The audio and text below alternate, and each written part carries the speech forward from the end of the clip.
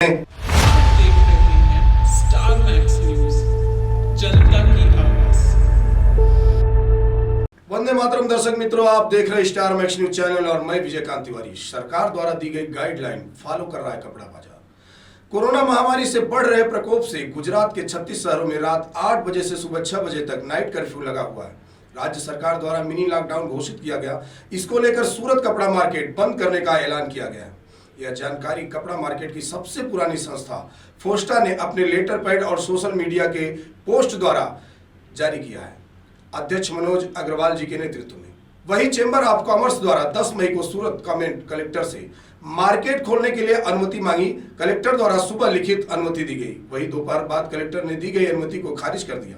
वहीं फोस्टा ने लेटर जारी कर कहा कि फोस्टा सरकार के साथ है और सरकार द्वारा दी गई गाइडलाइन को हम फॉलो करेंगे और कोरोना वायरस जैसे भीषण परिस्थिति में सरकार का सहयोग करते रहेंगे। इस समय घटना की जानकारी फोस्टा के लीगल एडवाइजर दिनेश द्विवेदी जी से ली तो उन्होंने विस्तृत जानकारी दी है। इस समस्त घटना की जानकारी फोस्टा के लीगल एडवाइजर दिनेश द्विवेदी जी से ली गई तो उन्होंने विस्तृत जानकारी दी।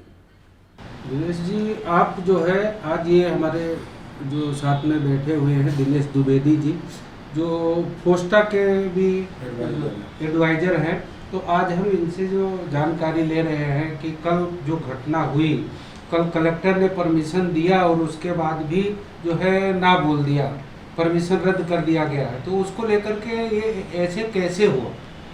देखो, कल का जो घटनाक्रम है ये इसके लिए आपको पिछली पृष्ठभूमि में जाना पड़ेगा। 5 मई की बात है जब ये सेकेंड एक्सटेंशन आया लॉकडाउन का, रिस्ट्रिक्शन का।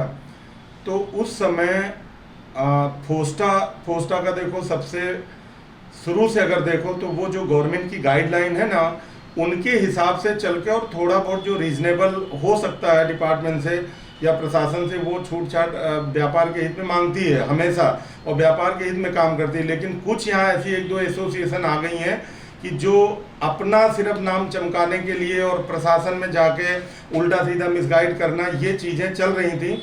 तो ये सूरत मर्केंटाइल एसोसिएशन है, इसने 10 से 4 के लिए बोला कि खोला जाए मार्केट। ये 5 मई की बात है।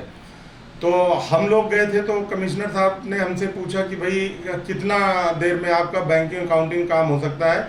हम लोगों ने बोला था इनकम टैक्स और जीएसटी का है, बैंकिंग का है, ये थोड़ा अर्जेंट रहते हैं, लास्ट डेट रहती हैं। तो बोले कितनी देर में हो सकता है, घंटे 2 घंटे? तो हमने कहा कि सर 10 से 1 में हमें अगर परमिशन मिल जाती है तो हो सकता है। तो बोले ठीक है, आप हमको राइटिंग में दो, रोड मैप बना के, और हम जो हो सकता है करेंगे।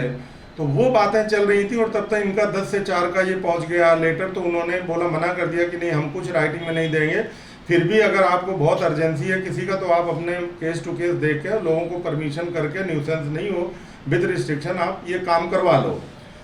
अब ये चीज़ इन लोगों ने थोड़ा ईगो में ले ली कि ये जो हमारा लेटर की बात नहीं मानी गई।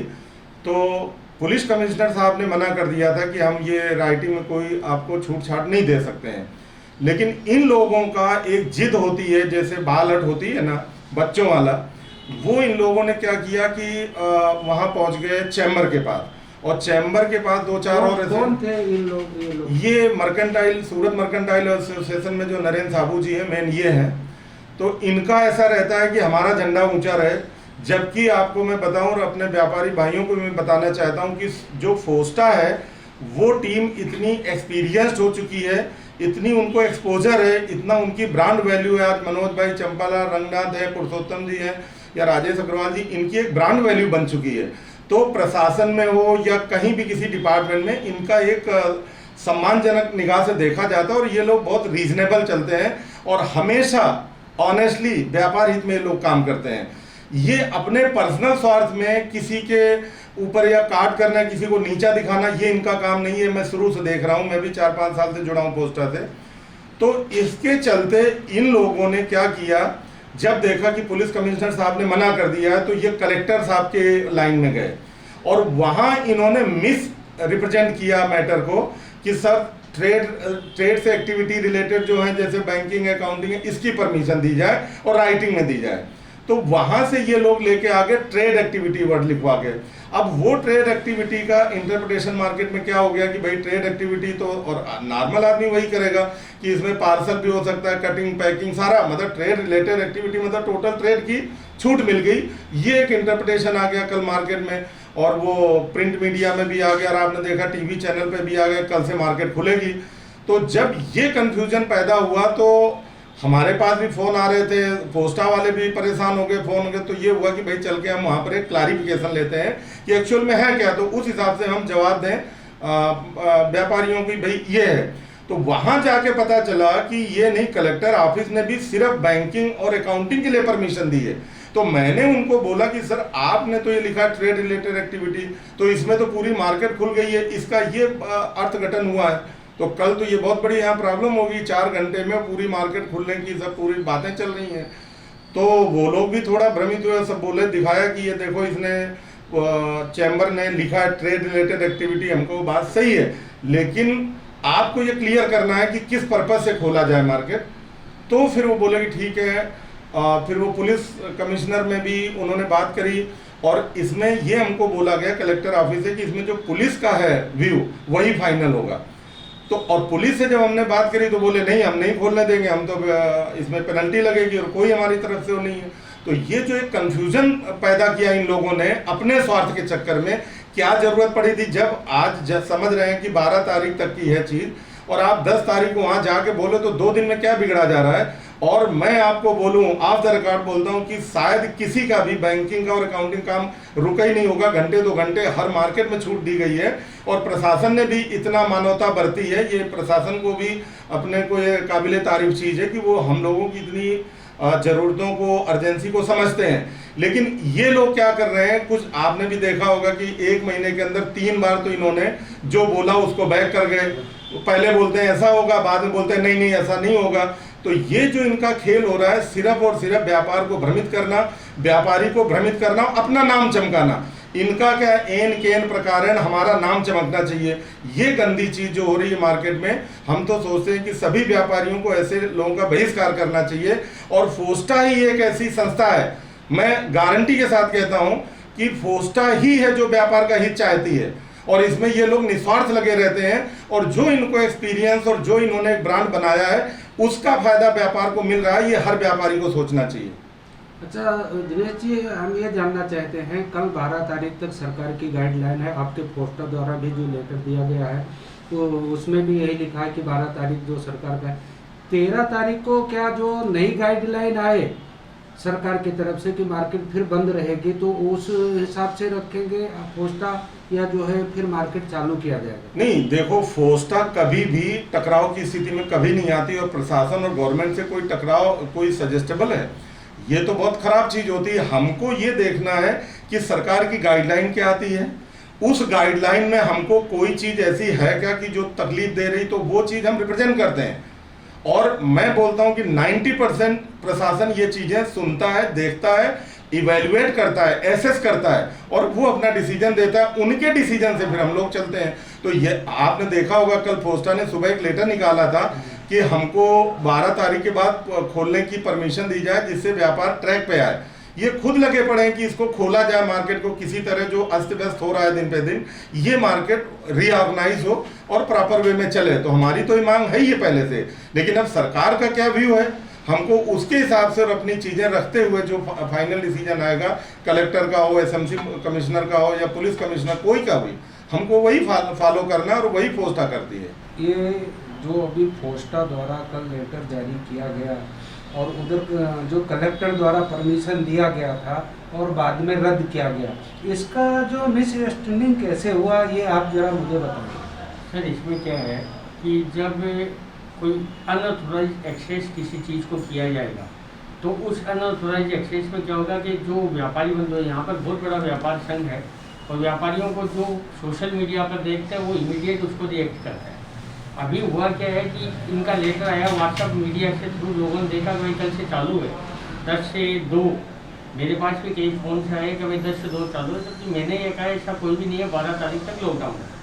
तो खुद की पब्लिसिटी के लिए यदि कोई भी काम किया जाएगा वो जनहित में नहीं कहा जा सकता। अभी की पोजीशन है फोस्टा डेली अटैच रहती है प्रशासन से, उनसे हर बात का कम्युनिकेशन वो देती है, व्यापारियों को देती है, अपनी सहयोगी संस्थाओं को देती है, और अकॉर्डिंगली जो भी बेस्ट वे हो वो बेस्ट वे को लेके और व्यापारियों के हित के लिए जो काम होता है वो फोस्टा करती है।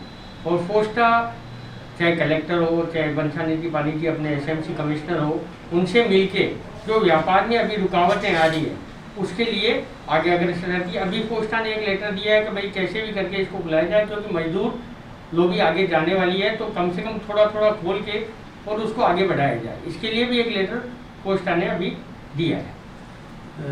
आप जो है शर्मा जी, आपका जो है पूरा नाम क्या है, और दूसरा आप जो है फोस्टा के मेंबर हैं कि क्या है आप?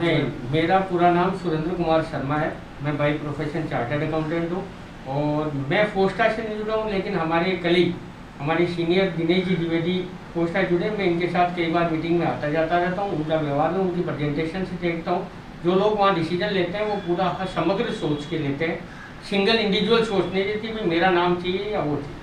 फोस्टा की जो आपको कार्यशैली है ये कैसी लगी, और दूसरे जो ये तमाम तरह की संस्थाएं हैं इनकी कार्यशैली कैसी है? आपको किस कार्यशैली से जो है ज़्यादा आपको वो लगता है कि एक इनकी कार्यशैली सही है? फोस्टा एक तो सबसे पुराना संस्था है सूरत का, और फोस्टा हर आदमी, हर व्यापारी वर्ग फोस्टा से जुड़ा हुआ है।